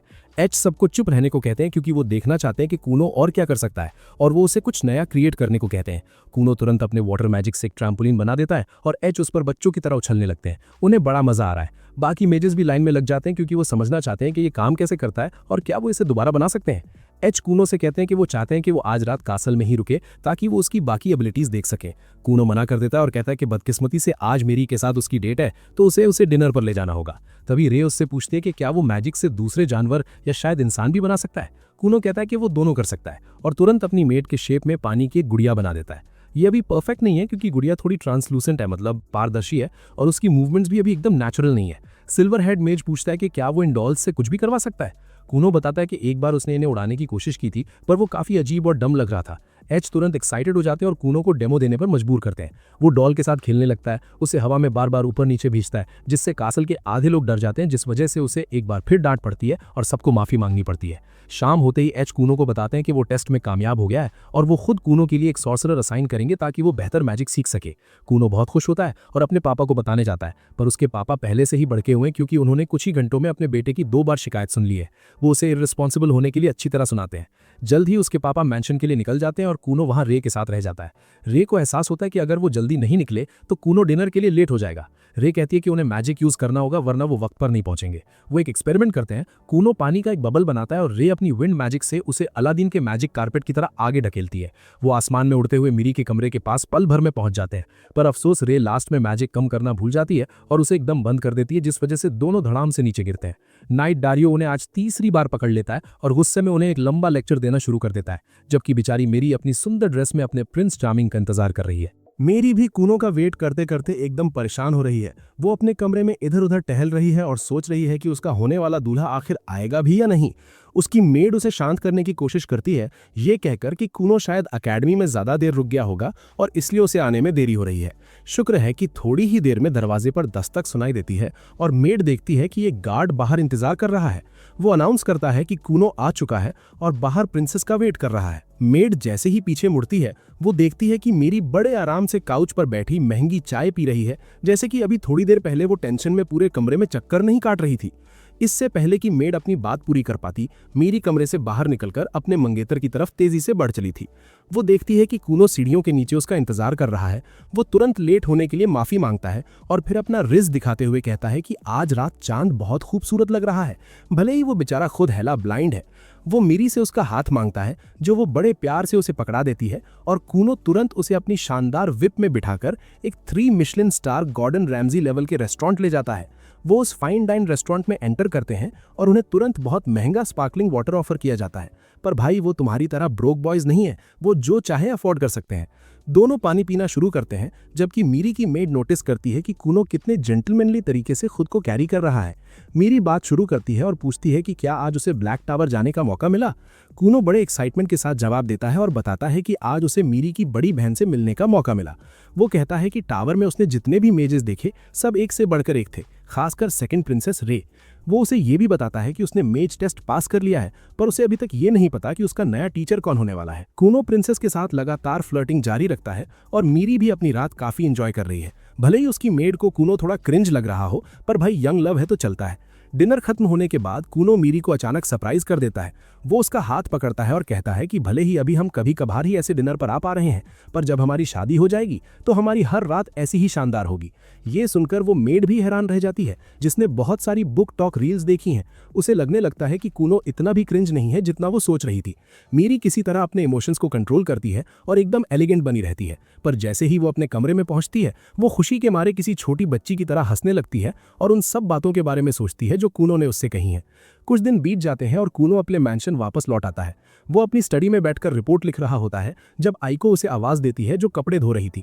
वो कूनो से मदद मांगती है। कूनो तुरंत अपने वाटर मैजिक का एक नया वेरिएशन यूज करता है और ढेर सारा झाग वाला पानी बनाता है, जो मिनटों में सारी गंदगी साफ कर देता है।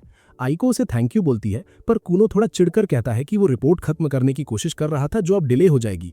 आइको उसे कहती है कि लूजर बनना बंद करो और हर वक्त नर्ड की तरह कमरे में बंद होकर पढ़ाई मत करो। कूनो जवाब देता है कि वो बस रिपोर्ट तभी खत्म करना चाहता है जब सब कुछ उसके दिमाग में फ्रेश हो। आइको उसे समझाती है कि नर्ड बनने से तुम्हें बिचेस नहीं मिलेंगी और अगर तुम धूप में बाहर निकलकर नहीं खेलोगे और ताज़ी हवा नहीं लोगे तो तुम्हारी ग्रोथ रुक जाएगी। कूनो को इस कड़वे सच का एहसास होता है कि लड़कियां हमेशा लंबे लड़कों को ही पसंद करती हैं, पर आइको वादा करती है कि वो उसे हमेशा पसंद करेगी, चाहे उसकी हाइट कुछ भी हो, जब तक उसके पास एक बिग पैकेज है, यानी पैसा और रुतबा। इसके बाद वो दोनों सूखते हुए कपड़ों की छांव में बैठ जाते हैं। कूनो पूछती है कि क्या ब्लैक टावर से कोई जवाब आया, क्योंकि ऐसा लग रहा है कि उन्होंने अभी तक उसका टीचर डिसाइड नहीं किया है। उसकी ये मुराद जल्द ही पूरी हो जाती है, क्योंकि कुछ दिन बाद एक लेटर आता है और पता चलता है कि उस डेविलिशली हैंडसम मास्टर सॉर्सरर जियो को कूनो का नया ट्यूटर असाइन किया गया है। कूनो को इस आदमी के बारे में ज्यादा कुछ नहीं पता, उसने सिर्फ अपनी मम्मी से सुना है, पर आइको तो पागल ही हो जाती है। वो कहती है कि जियो पूरे कॉन्टिनेंट का सबसे हैंडसम मर्द है और वो तुरंत अपना वजन कम करने और बाल सेट करवाने की टेंशन लेने लगती है, ताकि अगर जियो की नज़र उस पर पड़े तो वो एकदम बेस्ट दिखे। उधर किले में रे मीरी से मिलने आती है और उसे बताती है कि जियो को कूनो का नया टीचर चुना गया है। मीरी काफी एक्साइटेड दिख रही है, क्योंकि इसका मतलब है कि कूनो सबसे बेहतरीन सॉर्सरर से सीखेगा, जबकि रे थोड़ी उदास है। वो कहती है कि वो खुद कूनो की टीचर बनना चाहती थी, क्योंकि वो एक बहुत ही इंटरेस्टिंग स्टूडेंट साबित होता। कॉरिडोर से गुजरते वक्त मीरी अपनी 2 बड़ी बहनें ईव और लिडिया को देखती है, जो उसे देखकर स्मर्क करती हैं और मीरी वहीं ठिठक जाती है। शुक्र है कि रे उसके साथ है, जिससे उसे थोड़ा कॉन्फिडेंस मिलता है। पर ईव बीच में बोल पड़ती है और कहती है कि उन्होंने उसके मंगेतर कूनो के बारे में बहुत कुछ सुना है। वो मजाक उड़ाते हुए कहती है कि अभी उनकी सिर्फ सगाई हुई है, शादी नहीं, जिसका मतलब है कि कूनो टेक्निकली किसी दूसरी प्रिंसेस से प्यार में पड़ सकता है और उससे शादी कर सकता है।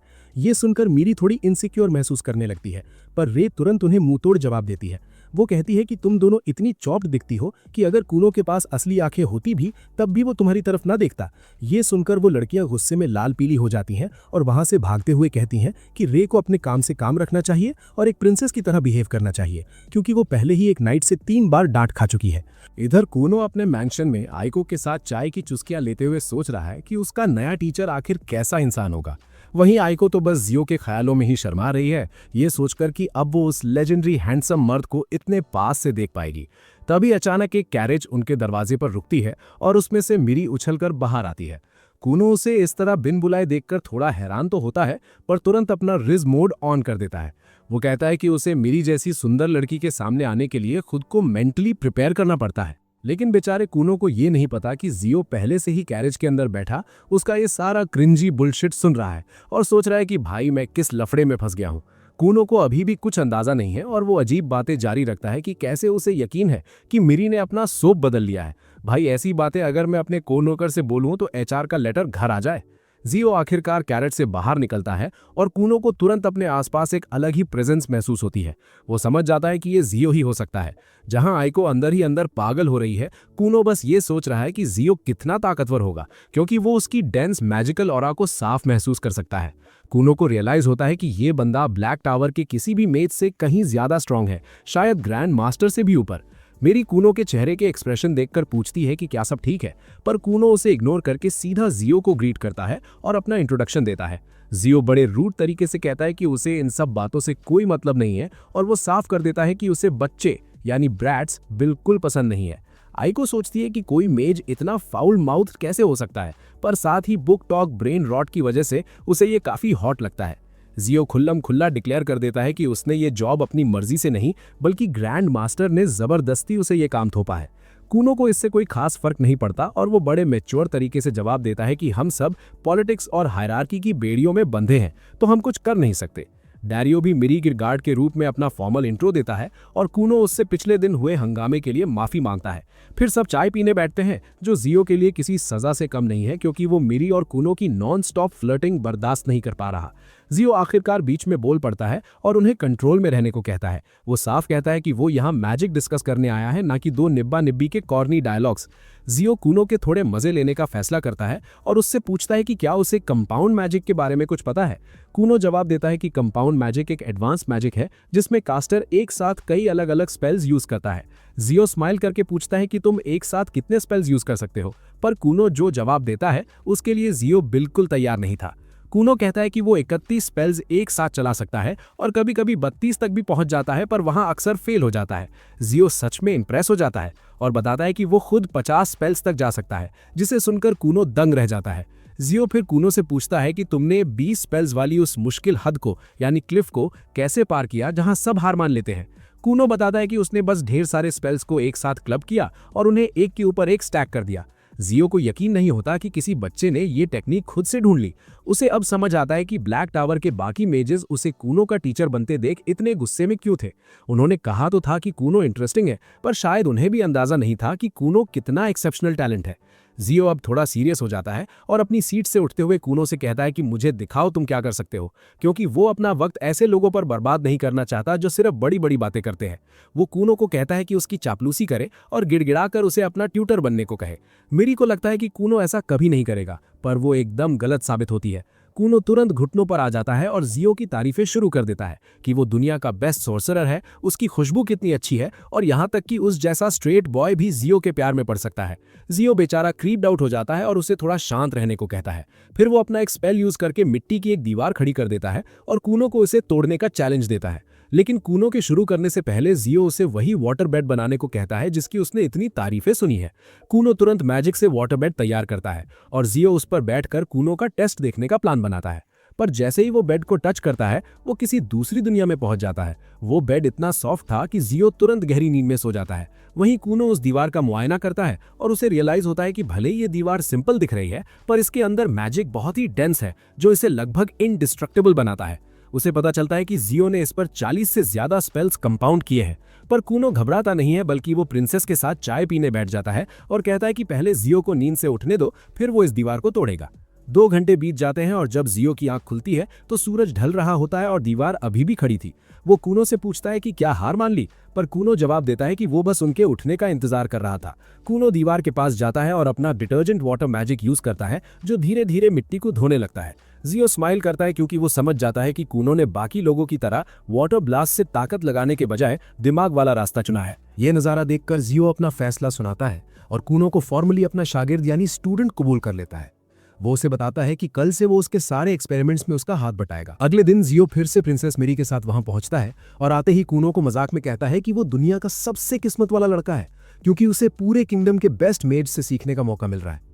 कूनो भी अब चापलूसी का उस्ताद बन चुका है। वो तुरंत जियो पर मक्खन लगाना शुरू कर देता है और कहता है कि वो सच में लकी है क्योंकि उसे किंगडम का सबसे हैंडसम मर्द ट्रेन कर रहा है। जियो थोड़ा गर्व महसूस करता है और स्माइल करते हुए कहता है कि आज का काम बहुत मेहनत वाला होने वाला है, तो कूनो ये उम्मीद ना रखे कि वो उस पर रहम खाएगा। कूनो तुरंत किसी सोप ओपेरा एक्टर की तरह अपना सर पकड़ लेता है और कहता है कि जियो, अगर आपने मुझ पर रहम खाया तो मुझे लगेगा कि आप अब मुझसे प्यार नहीं करते। जियो इस नन्हे थरकी की बातों से थोड़ा घबरा जाता है और उसे कंट्रोल में रहने को कहकर अंदर ले जाता है। लेकिन कमरे के अंदर पहुंचते ही कूनो का सारा जोश ठंडा पड़ जाता है जब उसे पता चलता है कि आज का काम सिर्फ जियो के बनाए हुए कचरे जैसे मेमोस को साफ सुथरी हैंडराइटिंग में डॉक्यूमेंट्स में उतारना है। कूनो समझ जाता है कि जियो बस अपना काम उस पर थोप रहा है क्योंकि वो खुद बहुत आलसी है। कूनो तो आज नए नए मैजिक सीखने के सपने देख रहा था, पर अफसोस उसके पास कोई ऑप्शन नहीं था और वो काम करने के लिए मान जाता है। जियो बाकी सबको बाहर निकलने का ऑर्डर देता है क्योंकि ये डॉक्यूमेंट्स नेशनल सीक्रेट्स हैं जिन्हें उसके और कूनो के अलावा कोई नहीं पढ़ सकता। मेरी से माफी मांगकर वो वादा करता है कि वो काम निपटाकर जल्दी उसके पास आएगा।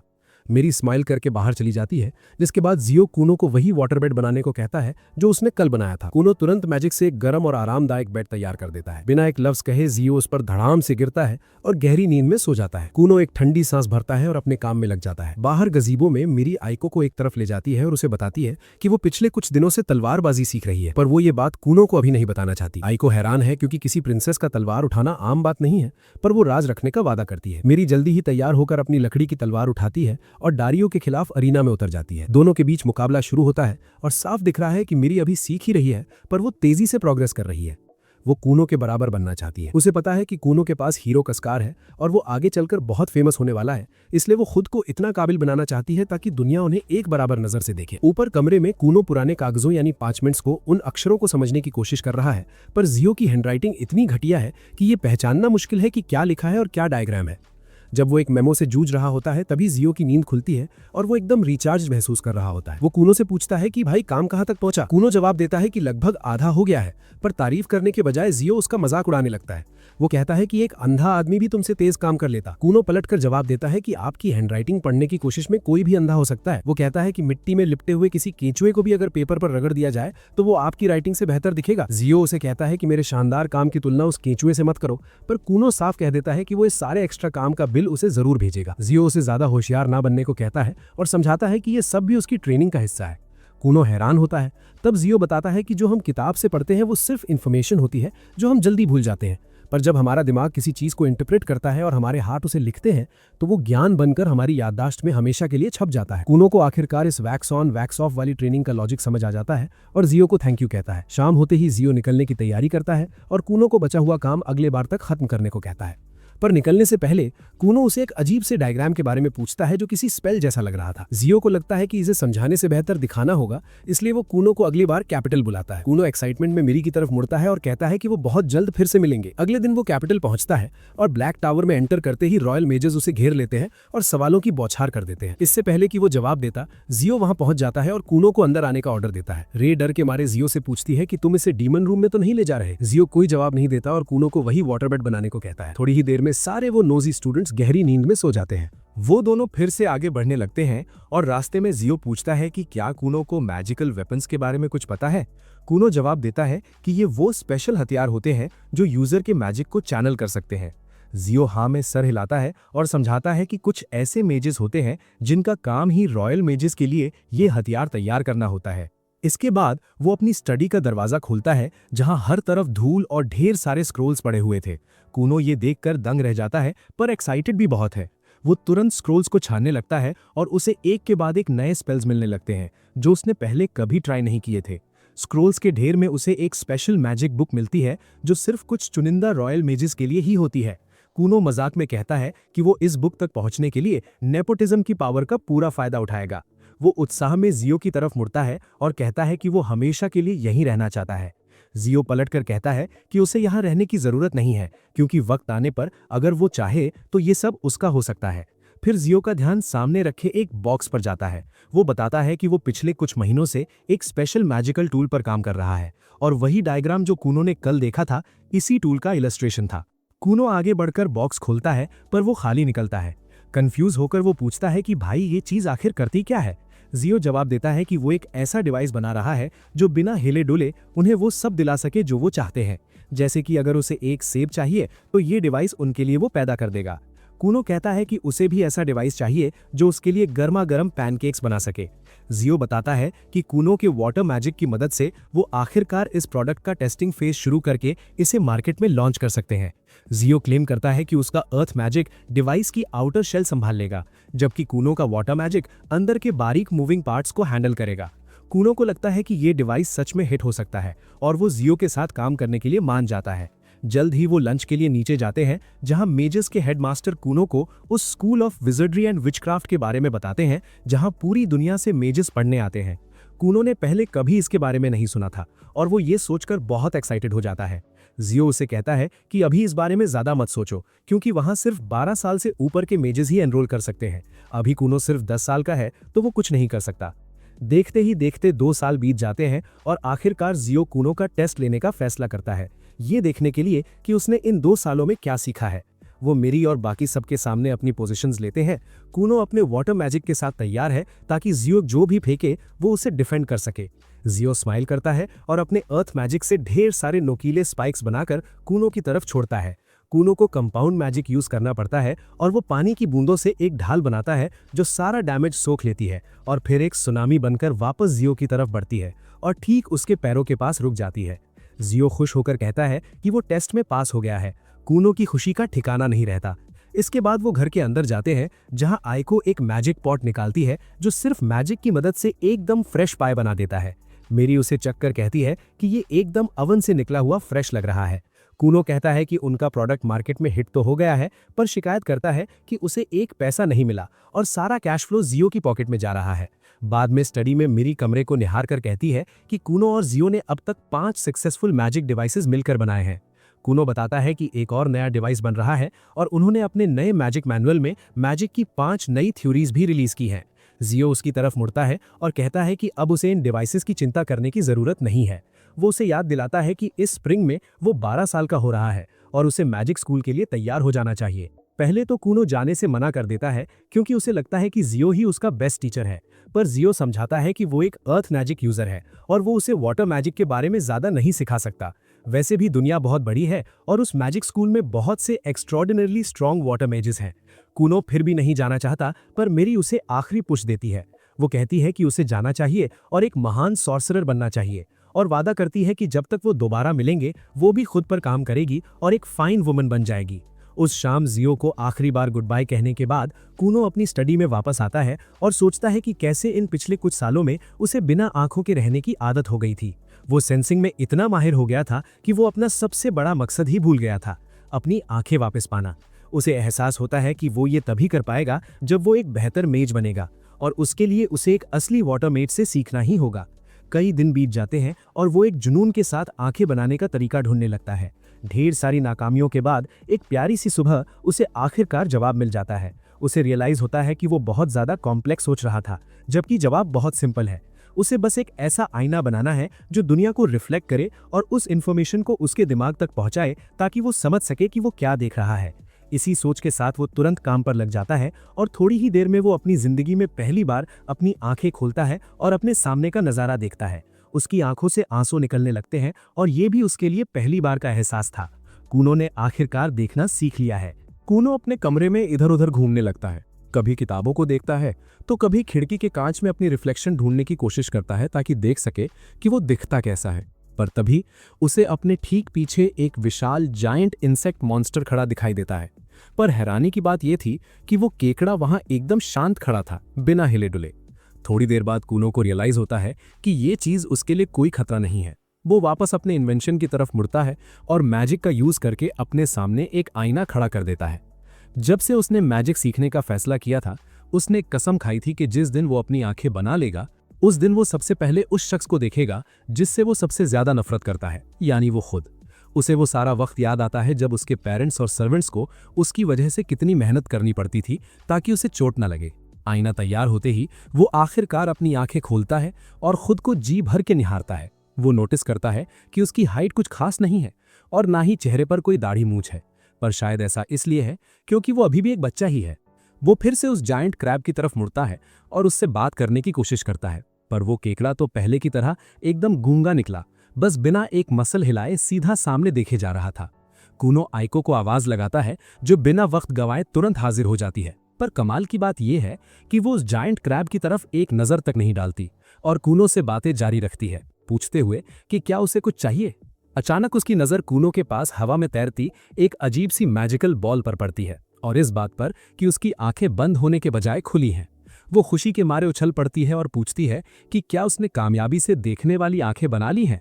कूनो स्माइल करके हाँ में सर हिलाता है, जिस पर आइको उसे लिपट जाती है और उसे बधाई देती है। पर इस चक्कर में वो मैजिकल बॉल हवा में उछल जाती है, जिससे कूनो को जोर का चक्कर आने लगता है। आइको कहती है कि उन्हें ये खबर तुरंत उसके पापा को देनी चाहिए और खुशी में आज दावत बनाने का ऐलान करती है। कूनो फिर से उस केकड़े को देखता है जो उसे ब्लैंकली घूर रहा था और वो सोचने लगता है कि क्यों ना वो आइको से कहे कि इसी केकड़े को पकाकर डिनर में परोस दे। फिर वो वापस आइको की तरफ देखता है और नोटिस करता है कि उसके सर पर एक सींग है। वो बड़ी सीरियसनेस से उससे पूछता है कि क्या तुम्हारे सर पर सींग है, पर आइको मजाक में जवाब देती है कि ये सींग सिर्फ तब निकलता है जब वो गुस्से में होती है और खुश होते ही गायब हो जाता है।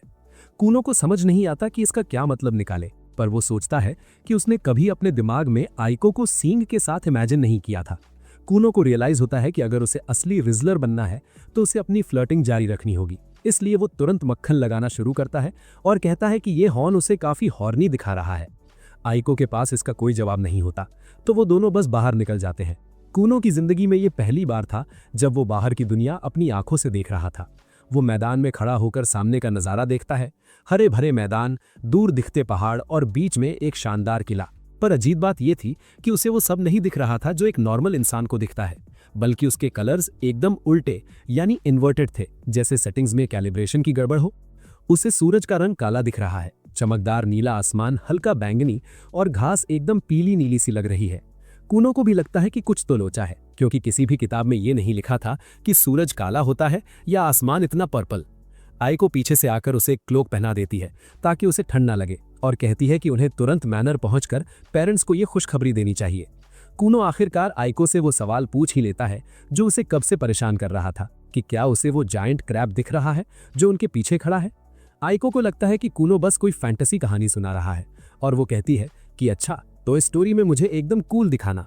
कूनो समझ जाता है कि इस औरत से बात करना बेकार है, तो वो उस केकड़े के साथ मैदान से होते हुए मैनर की तरफ बढ़ते रहते हैं। वो जानता है कि एक्सपेरिमेंट कामयाब तो रहा क्योंकि वो अब देख सकता है, पर उसके दिमाग में एक बात खटक रही है। उसे लग रहा है कि एक्सपेरिमेंट के दौरान कुछ गड़बड़ हुई है, क्योंकि उसे वो चीजें नहीं दिखनी चाहिए जो अभी दिख रही हैं। मैनर पहुंचकर वो आखिरकार अपने भाई को देख पाता है, जिससे उन कमेंटर्स को काफी खुशी होगी जिन्हें मेरी राइटिंग से पहले शिकायत थी। उसकी माँ और भाई दोनों ये जानकर फूले नहीं समा रहे कि वो देख सकता है। माँ खुशी के आंसू रोती हैं और भाई उसकी तारीफ करता है कि उसने वो कर दिखाया जो आज तक किसी ने नहीं किया था। लेकिन कूनो का ध्यान इन सब बातों पर नहीं है, क्योंकि उसे अपने भाई के पीठ पर शानदार पंख दिख रहे हैं, जैसे वो अभी किसी प्राइड परेड से आया हो, और उसकी माँ की आंखें अलग अलग रंगों की हैं। उसे लगता है कि ये दोनों कितने कूल दिख रहे हैं और उसे किसी ने पहले क्यों नहीं बताया। वो माँ से कहता है कि वो किसी राजकुमारी के नाटक की हीरोइन लग रही हैं और भाई भी एकदम कड़क दिख रहा है। वो भाई की तरफ मुड़ता है और पूछता है कि क्या हमारे पेरेंट्स कोई सस्ते फरिश्ते हैं, पर इस परिवार को शायद सवालों का जवाब ना देने की बीमारी है, तो भाई बस पता नहीं कहकर टाल देता है। फिर वो आइको से पूछता है कि क्या इस दुनिया में लोगों के पंख होते हैं। आइको किसी इंग्लिश टीचर की तरह हर चीज का गहरा मतलब निकालने लगती है और कहती है कि हर कोई पंखों के साथ पैदा होता है और कूनो ने अभी अभी अपना फुल पोटेंशियल पाकर अपने पंख फैलाए हैं। कूनो समझ जाता है कि वो बेवकूफ़ों से घिरा हुआ है और ये केकड़ा, सींग, अजीब सी आंखें और पंख सिर्फ उसे ही दिख रहे हैं, यानी मामला गड़बड़ है। कूनो की आंखों ने उसके सामने एक ऐसी दुनिया खोल दी है जो किसी और को नहीं दिखती। अचानक उसे अपने पिता की कदमों की आवाज सुनाई देती है जो कमरे की तरफ भागते हुए आ रहे हैं। कूनो थोड़ा क्यूरियस होता है कि उसके डैड आखिर दिखते कैसे होंगे, पर जब वो उन्हें देखता है तो उसे थोड़ी चिड़चिड़ाहट यानी अनॉयंस होने लगती है। उसके पिता बिल्कुल निकलोडियन के किसी कंटेस्टेंट की तरह दिख रहे थे जिन पर अभी अभी किसी ने ग्रीन स्लाइम का डब्बा उलट दिया हो। उसके पिता बड़े जोश में उसे उसकी इस कमाल की अचीवमेंट पर बधाई देते हैं और कहते हैं कि वो तुरंत कैपिटल में कूनो की इस सक्सेस का ऑफिशियल लेटर भिजवाएंगे। थोड़ी ही देर में सब कमरे से बाहर निकल जाते हैं और वहां सिर्फ कूनो और उसका बड़ा भाई रह जाते हैं। कूनो को लगता है कि अब सवाल पूछने का सही मौका है, तो वो अपने भाई से पूछता है कि क्या हमारे डैड हमेशा से ऐसे ही स्लाइम बॉल दिखते हैं। उसका भाई तुरंत उसे मुंह बंद रखने को कहता है, क्योंकि अगर उसके पिता ने अपने बेटे के मुंह से इतनी कड़वी सच्चाई सुन ली तो बेचारे वहीं रोने लगेंगे। कूनो एक लंबी सांस लेता है और बस मुस्कुरा देता है। वो सोचता है कि उसके घर वालों की ये कंबाइंड एक तो किसी टूटे हुए टेबल लैंप से भी कम अजीब है। वो डिसाइड करता है कि वो अपने सारे डाउट्स सीधा अपने टीचर से ही क्लियर करेगा। अगली सुबह उसकी ये विश पूरी हो जाती है जब कैपिटल से रॉयल कैरेज मैंशन के दरवाजे पर रुकती है। इस कैरेज में प्रिंसेस मीरी, दारियो और खुद जियो सवार थे। कूनो तुरंत नीचे भागता है मीरी का स्वागत करने और उसे बड़े दिल से अपने मैनर में वेलकम करता है। मीरी तो फूले नहीं समा रही कि कूनो अब फिर से देख सकता है। वो कहती है कि उसने वो कर दिखाया है जो आज तक किसी और इंसान ने करने की हिम्मत नहीं की। कूनो ने अभी अपनी आंखें बंद रखी हैं क्योंकि वो अपनी होने वाली पत्नी को देखने से डर रहा है। उसे फिक्र है कि कहीं वो उसे देखकर चोक्ड यानी शॉक ना हो जाए। पर मीरी उससे आंखें खोलने की जिद करती है क्योंकि वो चाहती है कि कूनो उसे वैसा ही देखे जैसी वो असल में है। कूनो धीरे धीरे अपनी आंखें खोलता है और उसे निहारने लगता है।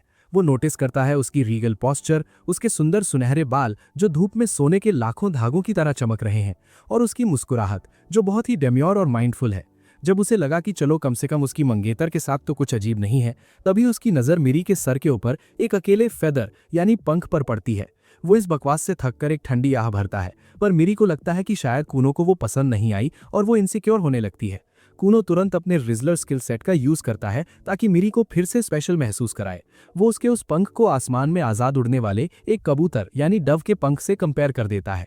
दारियो उसी वक्त कैरेट से बाहर आता है और मजाक में कहता है कि ये डव अब तलवारबाजी में इतनी माहिर हो गई है कि अब ये डव से ज्यादा ही बाज लगती है। कूनो को दारियो की पीठ पर एक बहुत ही सुंदर और एथीरियल तलवार दिखती है और वो तुरंत उसके बारे में पूछने लगता है, पर दारियो को लगता है कि वो उसकी नॉर्मल तलवार की बात कर रहा है और वो स्टील की क्वालिटी और उसके फोर्ज्ड इन फायर होने की बातें शुरू कर देता है। कूनो समझ जाता है कि वो एथीरियल तलवार असली नहीं है और उसकी आंखें बस धोखा खा रही हैं। तभी उसे पीछे से जियो की आवाज सुनाई देती है। वो ऊपर देखता है तो जियो से इतनी सुनहरी रोशनी निकल रही थी कि उस चमक में कुछ भी दिखना नामुमकिन था। कूनो अपनी आंखें ढक लेता है और पूछता है कि क्या आप ही मेरे टीचर हो? इस ब्राइटनेस की वजह से मुझे कुछ दिख नहीं रहा। जियो को लगता है कि कूनो उसकी चापलूसी कर रहा है, तो वो अकड़ कर कहता है कि वो हमेशा से ही इतना चमकदार और शाइनिंग प्रेजेंस वाला रहा है। कूनो को समझ नहीं आता कि इन सेल्फ सेंटर्ड बेवकूफ़ों को अपनी बात कैसे समझाए। वो अपनी आंखें बंद करके जियो से अकेले में बात करने को कहता है और उसे एक कमरे में ले जाता है जहां वो सब कुछ सच सच बता देता है जो उसे दिख रहा है। जियो इस सिचुएशन की अब्सर्डिटी पर जोर से हंसने लगता है। उसे यकीन ही नहीं हो रहा कि कूनो को मीरी के सर पर एक क्विल यानी पंख दिखता है। वो कूनो को वार्न करता है कि उसकी प्रॉब्लम्स को हल्के में ना ले, क्योंकि वो मीरी से तब तक शादी नहीं करना चाहता जब तक उसके पास हमेशा एक क्रैब खड़ा रहे और मीरी के सर पर बिना किसी वजह के एक पंख हो। जियो इस प्रॉब्लम के बारे में सोचता है जिसमें कूनो को सारा नज़ारा अलग रंगों में दिख रहा है। जियो इस नतीजे पर पहुंचता है कि यहाँ दो पॉसिबिलिटीज हो सकती हैं। पहली ये कि वो लोगों की सोल यानी रूह की शेप देख पा रहा है, जिसका मतलब है कि वो क्रैब उसकी अपनी सोल का रिप्रेजेंटेशन है। दूसरी ऑप्शन ये है कि उसे मैजिक सिकनेस हो गई है जिसकी वजह से उसे विजुअल हैल्यूसिनेशंस हो रहे हैं। जियो वो वक्त याद करता है जब वो एक बहुत ही स्ट्रॉन्ग मैजिकल फील्ड वाले जंगल से गुजर रहा था, जिसकी वजह से वो बीमार हो गया था और उसे ऐसा लग रहा था जैसे उसने बहुत ज़्यादा ड्रिंक्स पी ली हो और उसे आसपास अजीब क्रीचर्स दिख रहे थे। कूनो को ये काफ़ी मिलता जुलता लगता है, पर जियो कहता है कि उनके पास अभी इतना डेटा नहीं है कि वो सही फैसला कर सके। वैसे भी वो कूनो को समझाता है कि हर जानवर दुनिया को अलग रंगों में देखता है।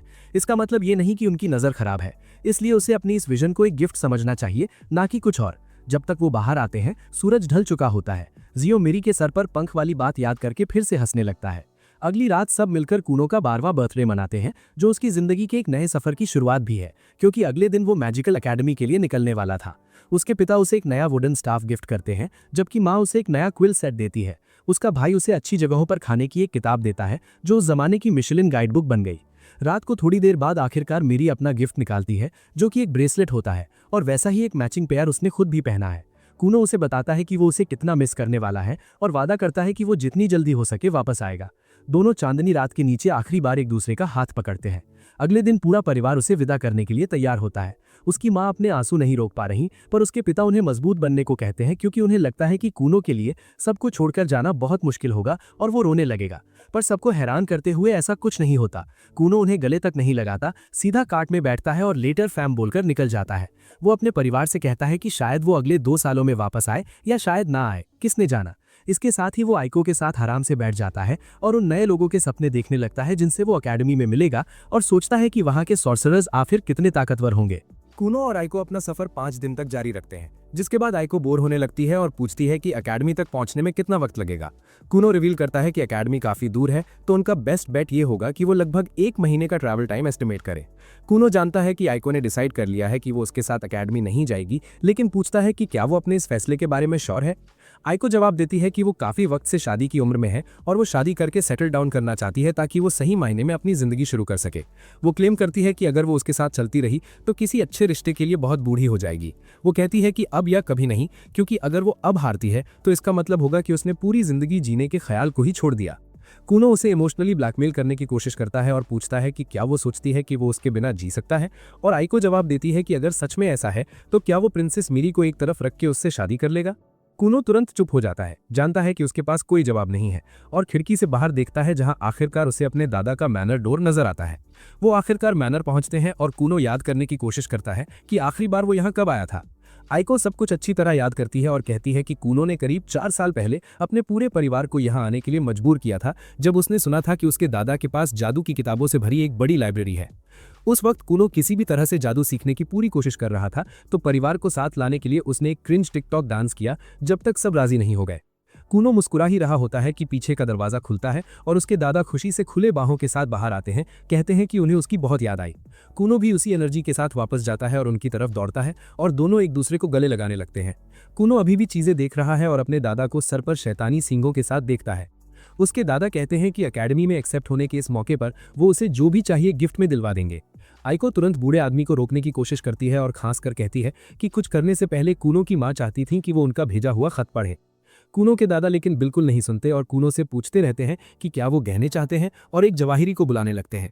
आइको उन्हें दोबारा रोकती है, पहले अपनी बेटी का खत पढ़ने के लिए कहती है, तो वो खत लेकर अपनी स्टडी में चले जाते हैं। वो अपना रीडिंग ग्लासेस निकालते हैं और तुरंत नाराज हो जाते हैं क्योंकि उनकी बेटी उनकी आदत जानती है और उसने एक लिमिट लगा दी है कि कूनो पर कितना खर्चा हो सकता है, कहते हुए कि ये $10,000 से ज्यादा नहीं होना चाहिए। वो नाराज होते हैं ये क्लेम करते हुए कि इस इकोनॉमी में $10,000 कुछ भी नहीं है, लेकिन कूनो उन्हें याद दिलाता है कि वो अभी सिर्फ 12 साल का है, और आइको कहती है कि 10K उसकी 3 महीने की सैलरी है। दादा अभी भी कुछ बड़ा दिलाने पर अड़े हैं। कूनो को कहते हैं कि अगर उन्होंने माँ को नहीं बताया तो सब ठीक रहेगा, लेकिन कूनो कहता है कि अभी जो चीज़ वो चाहता है वो एक अलग मेड है, क्योंकि आइको आगे उसके साथ नहीं जाएगी। उसके दादा फिर नई मेड रिको को आगे लाते हैं, जो आइको की छोटी बहन है और उसके सर पर भी एक सींग है। वो कूनो का गर्माजोशी से स्वागत करते हुए कहती है कि उसने ये काम इसलिए लिया क्योंकि उसकी बहन ने रेकमेंड किया था और पे बुरी नहीं थी। वो शादी के लिए बचत करना चाहती है और पहले से एक मंगेतर भी है, तो वो किसी भी हैप्पी एंडिंग सर्विस के लिए ओपन नहीं है। कूनो उसे फिक्र ना करने को कहता है क्योंकि खुद उसकी भी एक खूबसूरत मंगेतर है, और कहता है कि उन्हें उनसे बढ़कर किसी चीज़ की कदर नहीं करनी चाहिए। रिको राजी होती है कहते हुए कि वो और उसका मंगेतर फ्यूचर में एक स्टोर खोलने वाले हैं, तो वो उसके लिए भी बचत कर रही है।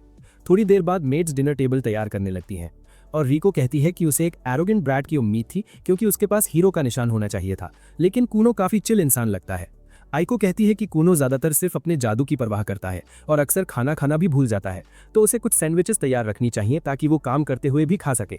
ये बात आइको को उसके साथ बिताए सारे वक्त की याद दिलाती है, जब पहले कूनो के बाप ने स्पेसिफिकली उसके अजीब बेटे के लिए उसे हायर किया था। वो थोड़ी कंफ्यूज थी, लेकिन जल्द ही उसने सच में उसकी परवाह करना शुरू कर दिया और साथ में इतने उतार चढ़ाव से गुजरे। उसे याद आता है पहली बार जब कूनो अपनी स्कूल यूनिफॉर्म पहन के स्कूल गया था, और पहली बार जब वो अपनी आंखों से उसे देख पाया था। ये याद उसे उदास कर देती है और वो रिको की तरफ मुड़कर कहती है कि कूनो अपनी रेपुटेशन के कतई नज़र अभी भी एक बच्चा है, मतलब वो दूसरों पर बहुत जल्दी भरोसा करता है, तो ये उसकी जिम्मेदारी होगी कि वो उसे किसी भी तरह के नुकसान से दूर रखे। रिको कहती है कि कूनो में एक चार्मिंग पर्सनैलिटी है और वो एक औरत की तारीफ करना जानता है, मतलब वो अकेडमी में हर लड़की का प्राइम टारगेट बन जाएगा। इसका मतलब ये है कि एक बड़ी पॉसिबिलिटी है कि वो एक वुमनाइजर बन जाए। आइको ये सोच भी नहीं सकती और अपनी बहन को चुप रहने को कहती है क्योंकि कूनो एक फरिश्ता है और वो कभी ऐसा कुछ नहीं करेगा। अगली सुबह कूनो अपना सामान पैक करके जाने के लिए तैयार हो जाता है जब आइको उसके कमरे में आती है उसे बताने के लिए कि उसकी गाड़ी रवानगी के लिए तैयार है।